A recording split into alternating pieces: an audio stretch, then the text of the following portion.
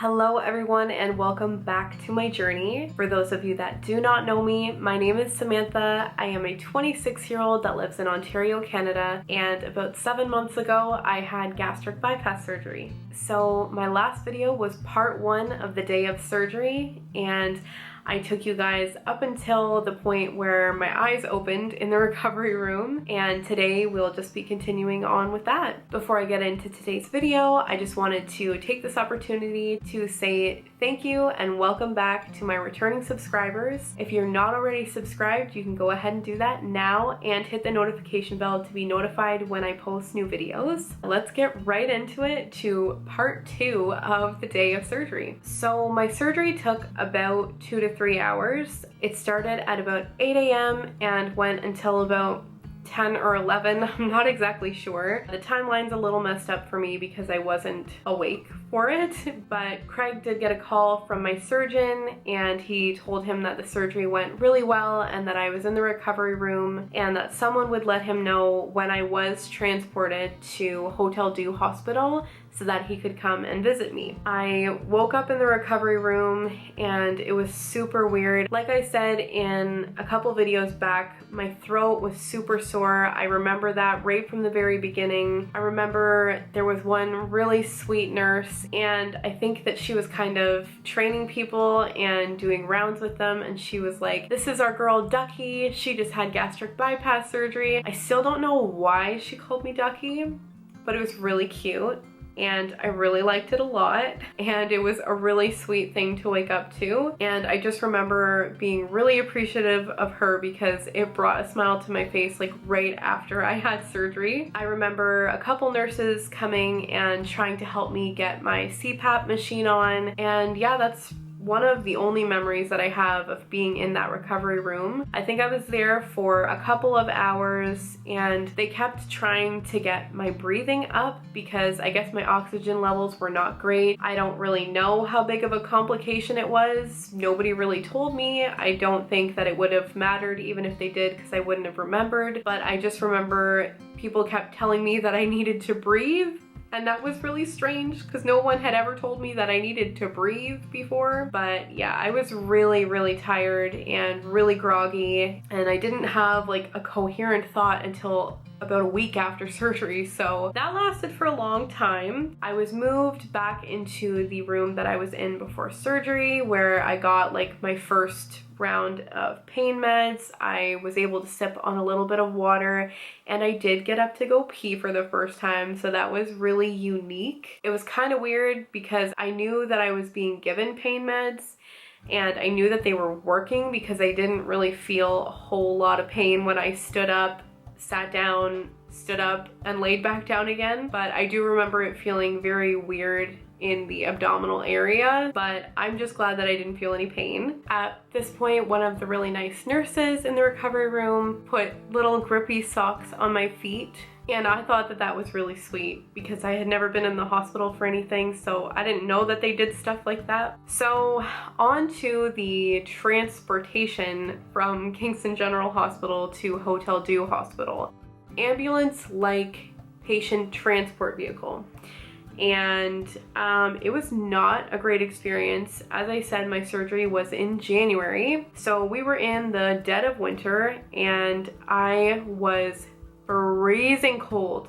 I was in a hospital gown with a few sheets on me, and the only thing that was really keeping me going were the socks on my feet. It was not a great experience. They pretty much strapped me into the ambulance, and it was a really rough ride because if you've ever driven on the streets in Kingston, Ontario, you know that they are not great. So that was a whole lot of fun. No disrespect to the people driving those vehicles. I obviously appreciated everything about it, and I'm sure they got me in and out as fast as they possibly could. But I finally arrived at Hotel Dieu Hospital and they took me into my hospital room, which had spaces for 2 beds, and I got the one that was by the little window. And pretty much as soon as I arrived there, they called Craig to tell him that he could come and visit me, and he stayed with me in the hospital for about 3 hours until 8 p.m. when visiting time was over. In that time,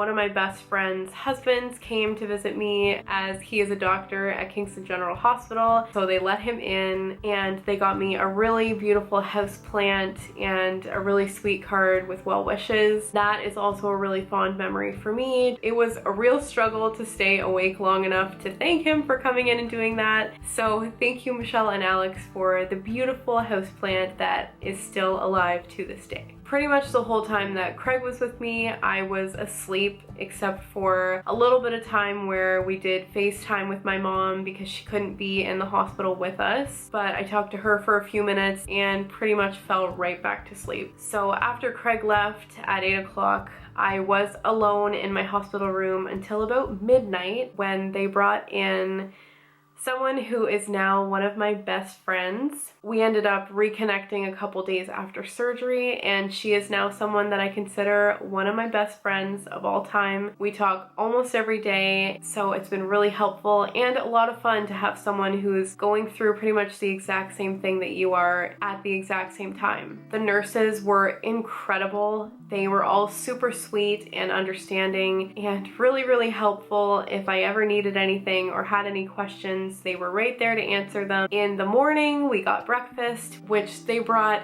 an enormous amount of food for somebody who just had abdominal surgery, but there was thinned out oatmeal and yogurt, decaf tea with milk and sweetener. I can't really remember anything else because I pretty much just had yogurt with protein powder in it. I also got lunch in the hospital, which I don't remember anything that was on the tray except for the cream of broccoli soup that I had that also had protein powder in it. So that was interesting for sure. I was actually discharged the day after surgery, so I only had to spend one night there. And after they confirmed that my fluid intake and output and my breathing was all good, I was cleared to be discharged from the hospital.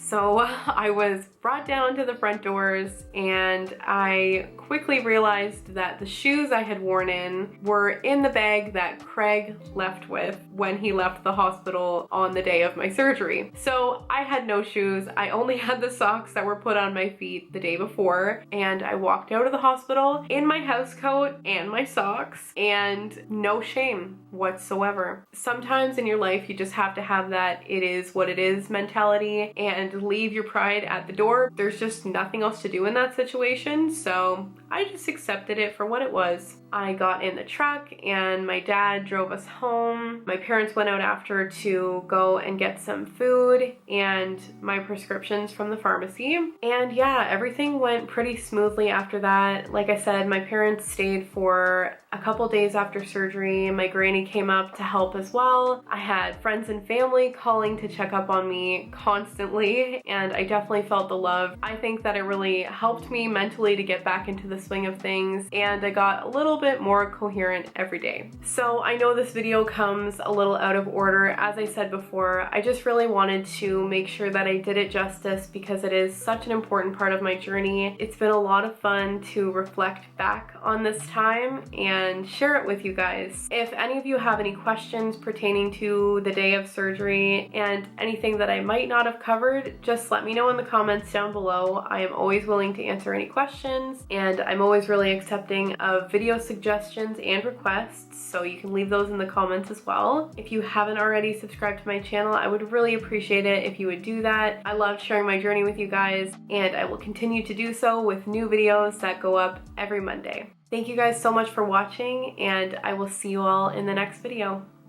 Bye guys.